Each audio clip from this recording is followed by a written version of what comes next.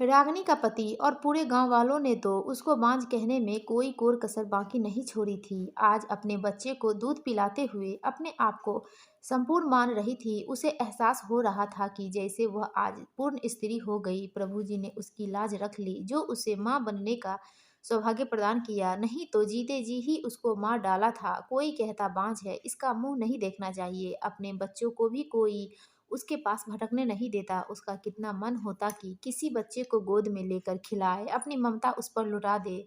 दिन रात उसकी परवरिश में अपने आप को झोंक देना चाहती थी वो, लेकिन अफसोस उसको वो सुख नहीं मिला। बाकी तो उसका चेहरा देखना भी अपशगुन है। जो इसका मुंह देख ले, उसे दिन भर रोटी नसीब न हो और न जाने क्या क्या कहकर उसे बार बार जलील किया जाता। इज्जत और सम्मान तो उसके नसीब में न था। किसी को कह भी क्या सकती थी जब अपने घर वालों ने ही उसकी कदर नहीं की। बस ब्याह दिया उसे जैसे कोई बोझ हो। किसी की मेहंदी हो या गोद भराई या कोई भी शुभ कार्य हो, कोई उसे शामिल न करता। वो मन ही मन अपनी किस्मत को कोसती, भगवान को उल्लाहना देती।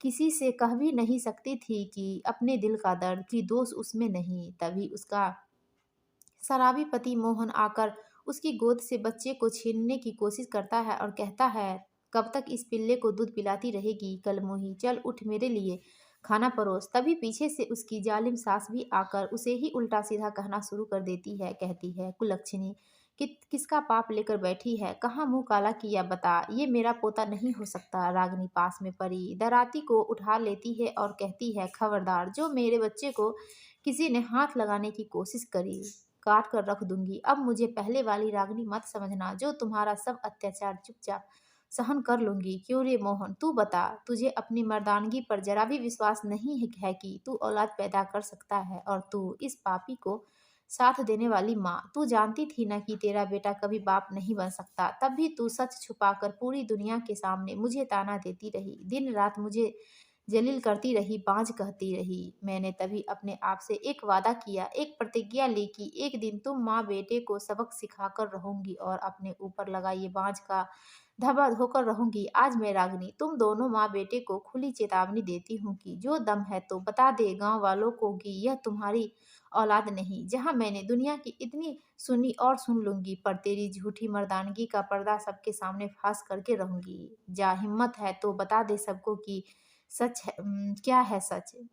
मैं भी तो देखूं, जिस दोस्त को मैं इतने सालों तक सुनती रही, तू कैसे जिंदा रहता है उसे सुनकर। किसी औरत को बाँझ कहना कितना आसान होता है तुम मर्दों के लिए।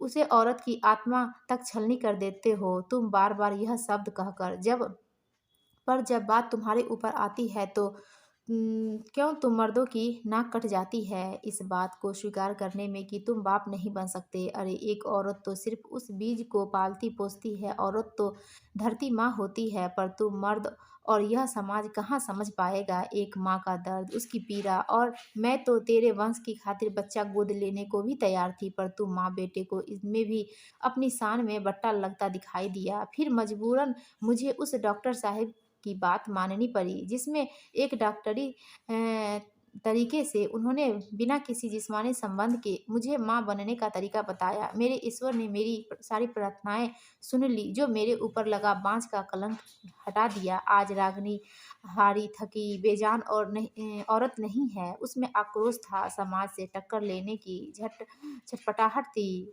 उसने कहा, अब तुम माँ बेटे जिंदगी भर पीना ये कड़वा घूंट, पर मैं अपने जिगर के टुकड़ों को कुछ होने न दूंगी। चाहे हिम्मत हो तो आजमा कर देख लेना तुम दोनों। कहकर रागिनी अपने बच्चे को लेकर कमरे में चली जाती है। दोस्तों, आपको ये कहानी अच्छी लगी तो प्लीज़ वीडियो को लाइक कीजिए और हमारे चैनल को सब्सक्राइब